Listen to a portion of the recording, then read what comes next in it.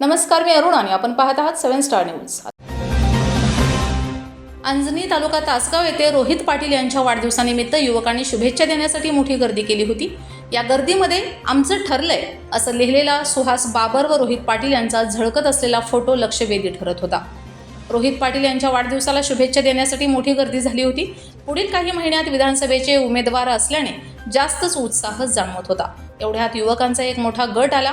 त्यातील एकाने अचानक आमचं ठरलंय असं लिहिलेला सुहास बाबर व रोहित पाटील यांचा फोटो झळकवला आणि स्वर्गीय RR पाटील व स्वर्गीय आमदार अनिल बाबर यांच्यातील दोस्ताना चर्चेत आला। सुहास बाबर शिवसेना शिंदे गटात आहेत, तर रोहित पाटील राष्ट्रवादी काँग्रेस शरदचंद्र पवार गटाचे नेते असून उद्याच्या विधानसभा निवडणुकीत उमेदवार असणार आहेत। मात्र रोहित पाटील यांच्या वाढदिवसाला शुभेच्छा देताना मांजर्डे येथील युवकांनी झळकवलेला फोटो राजकारण कोणत्या दिशेला वाहत आहे हे दाखवून देणारा होता। एक प्रकारे नेत्यांचा राजकारणाचा कल कसा आहे हे यातून स्पष्ट होत होतं। फोटो पाहिल्यानंतर स्वर्गीय आमदार अनिल बाबर यांच्या अंजनीशी असलेल्या आठवणींची चर्चा सुरू झाली आहे। दिवंगत नेते स्वर्गीय RR पाटील आणि स्वर्गीय आमदार अनिल बाबर हे दोघे जिल्ह्यातील राजकारणातील राम लक्ष्मण मानले जात होते। या दोघांमधील याराना दोघांच्या अखेरपर्यंत कायम राहिला।